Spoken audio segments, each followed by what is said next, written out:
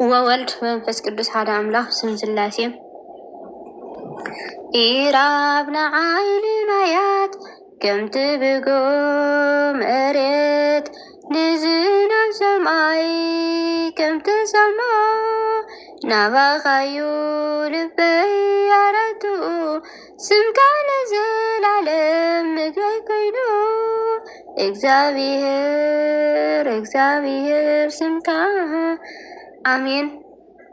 ተስሓዶ ማዕጾ ከዓጽወካ እንከሎ ካሊእ ማዕጾ ድማ ይኽፈተልካ ስለ ዝኾነ መፍትሒኡ ንምርካብ ደኣ ምስ ሽግራትካ ተቃለስ እምበር ኢድካ ኣይትሃብ። ምክንያቱ ዓወት ናይ ዝቃለስ እምበር ኢዶም ናይ ዝህቡ ኣይኮነትን።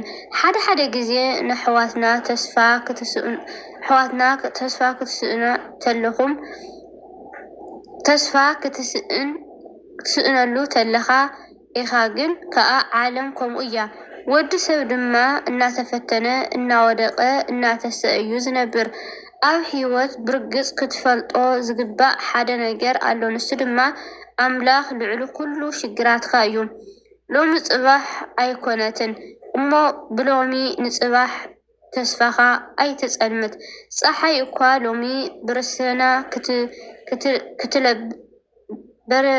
ብረስኒ ክትለብሰካ ከምዘይወዓለት ጽባሕ ግና ውቀት ተቐይራ ደመናን ገመን ገሪድዋ ከይረእኻያ ትውዕለሉ ግዜ ኣላ።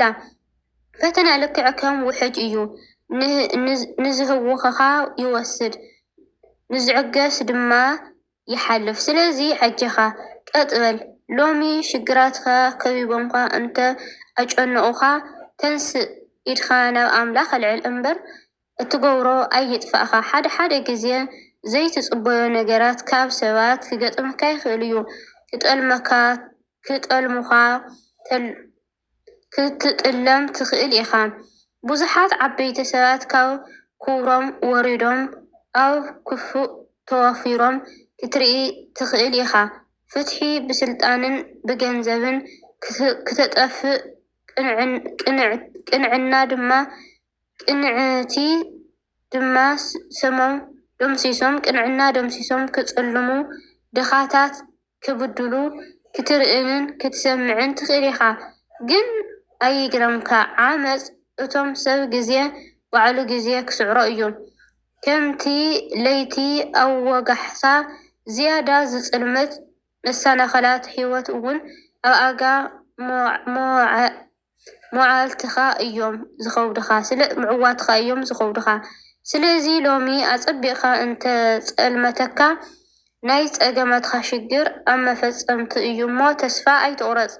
ተስፋ ኣብ ትቖርጸሉ ግዜ ብዝተኻእለካ መጠን ነዘን ዘስዕባ ክትፍጽመን ጸዓር። ንጸሎት ተንስእ። ካብ ካልኦት ሓገዝ ሕተት። በይንኻ ኣይትኹን።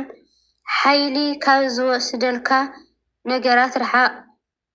ቁኑዕ ምህላውካ ርግጸኛ ኩን።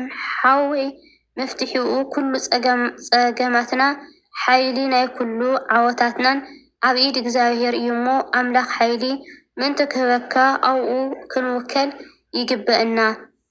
ኣሜን። ዘውደቕኽዎ ዘንጥኹም ምሁራን ኣዴት መልእለ ኣሜን። ኢራብና ዓይኒ ማያት ከምቲ ብጎ መሬት ንዝናብ ሰማይ ከምቲ ሰማ ናባኻዩ ልበይ ኣረቱ ስምካ ለዘላለም ምግበይ ኮይኑ እግዚአብሔር